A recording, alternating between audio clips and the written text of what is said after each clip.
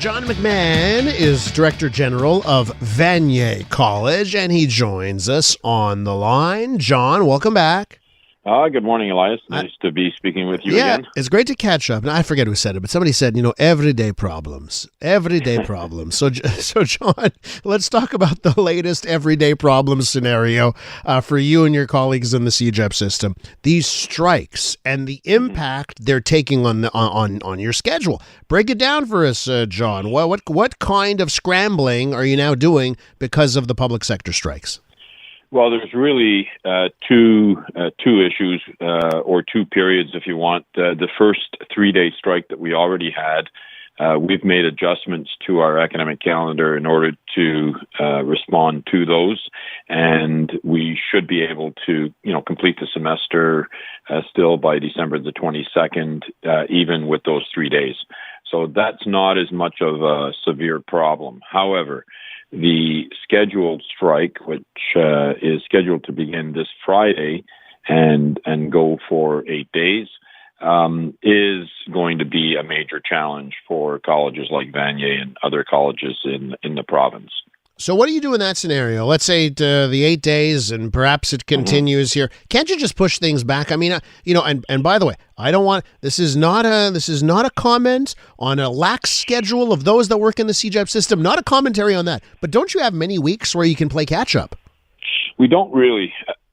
Each semester, we're required to put in 82 days, and those 82 days are a combination of class days, study days, exam period days, but we have to put in 82 days.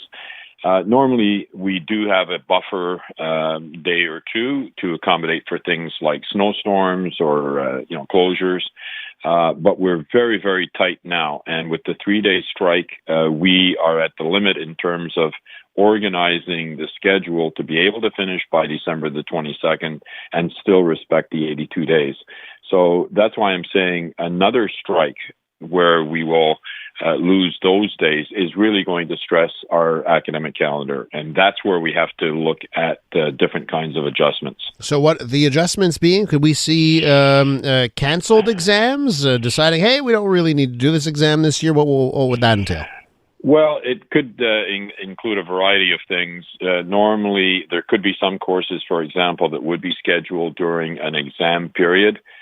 Some of those teachers may decide to do an in-class exam instead, and that would reduce the stress we have in terms of putting into place formal exam days. We could go into the early part of the winter semester, early part of January.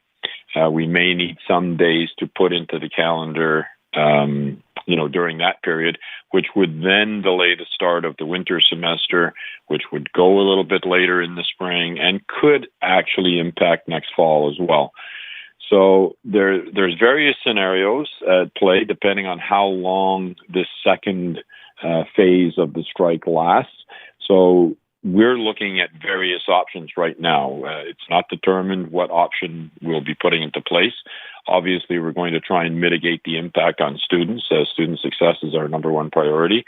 But there will be an impact depending on how long this second strike goes on for. Coupled with how you're having to deal with Bill 96 and making sure you comply with all of these new onerous rules and regulations, I guess this is the last thing you needed right now.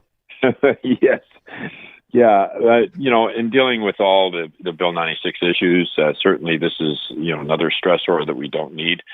But dealing with Bill 96, we have a wonderful staff, faculty and staff dedicated to success of our students. And, we've been able to weather that storm because we have a strong community. And even this strike, nobody really wants to strike. I'm encouraging the government and I'm encouraging, I hope the unions can reach a mutually beneficial agreement. Nobody really wants to be out on the picket line. All of our faculty want to be in the classroom working with students. All of our staff want to be supporting student success. So I just hope it is settled as soon as possible. But we will come together as a community, a very strong community, and deal with whatever adversity we have to deal with. What are the odds here of a Christmas Day CEGEP exam? Or maybe not Christmas. Maybe you push it to the 27th because you're nice. What are the odds here of New Year's Eve and exams? Well, no. For us, we're absolutely committed that we will not have anything between the Christmas and New Year's period. We're committed to that. If we have to make adjustments, it would involve the early part of the winter semester, so early January, but we will not be doing anything in between Christmas and New Year's. Is there an extra pickle for students who are in their final year? Maybe they're in their final semester. You know what? When I finished CEGEP, my last semester was the fall semester. So any extra pickles there? There could be. We've had to move, for example, right now the date for the English exit exam, which all students have to write, has been moved to December the 20th. There could be some delays in terms of getting marks available for universities for those students who are graduating, but we will be working closely with our university partners to make sure that students are not adversely impacted. I'm confident that the universities will be flexible in terms of accommodating the needs of those students, because this is a situation that is out of the students' control. John, when you get on the group chat with your fellow Anglo CEGEPs, you're on WhatsApp. I'm sure you have a group chat, you and Dawson and John Abbott all together. What are you what are you saying to each other right now? Well, we're all dealing with the same thing. I mean, we all have the same requirements, the 82 days. We do have different calendars, but we're all facing the same stressors, and we're all pretty well united in terms of, nobody wants this strike. But we will do what we have to do. We're sharing ideas in terms of the academic calendar and various options, and we will continue to do that. But we're all in this together.